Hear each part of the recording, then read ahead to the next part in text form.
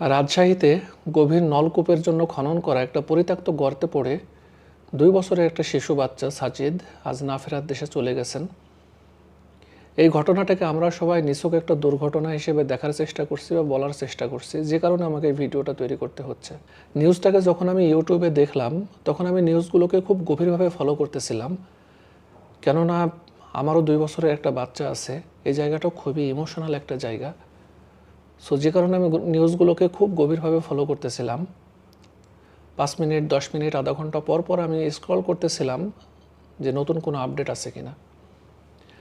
ঠিক আমি যখন রাতে ঘুমোতে যাই তখনও আল্লাহর কাছে এই প্রার্থনা করছি যে আল্লাহ, ঘুম থেকে উঠে যেন আমি দেখি যে তাকে জীবিত উদ্ধার করা হয়েছে।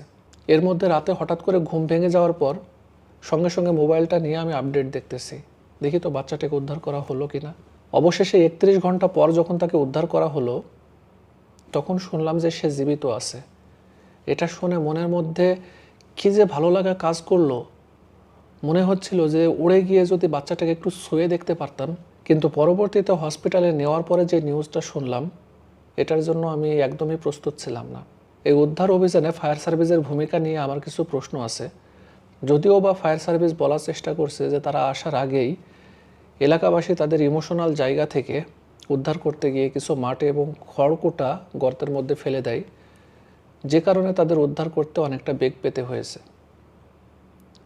তো এই বক্তব্য আমার কাছে যথেষ্ট নয়, কেননা 24-25 ঘন্টা পর যখন আমি আপডেটগুলো দেখতেছিলাম তখন দেখলাম যে ফায়ার সার্ভিস 24-25 ঘন্টায় মাত্র 35 ফুট জায়গা খনন করতে পারছে। সময় অনুযায়ী তাদের খননটাও অনেকটাই কম ছিল, আরও বেশি হওয়া উচিত ছিল।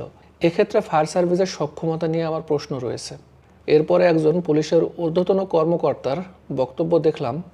তো তাকে যখন সাংবাদিকরা প্রশ্ন করছেন তিনি উত্তর দিলেন যে এক্ষেত্রে তিনি আইনি কোনো পদক্ষেপের সুযোগ দেখছেন না।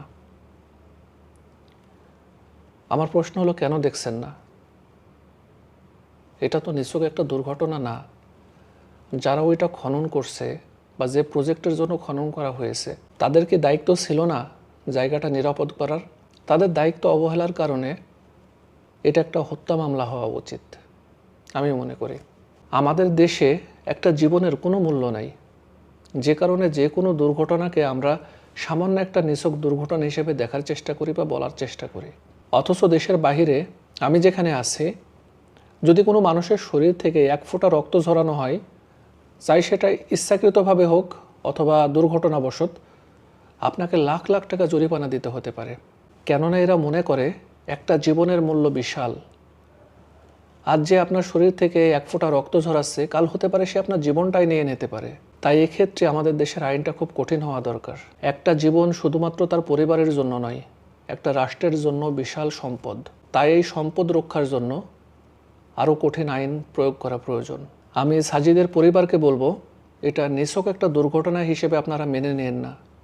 যারা ওই প্রজেক্টে কাজ করছে তাদের রেসপন্সিবিলিটি ঠিকমতো পালন না করার কারণে, দায়িত্ব অবহেলার কারণে তাদের বিরুদ্ধে 5 কোটি টাকার ক্ষতিপূরণ চেয়ে আপনার মামলা করা উচিত।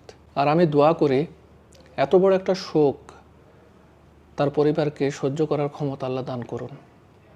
আমিন।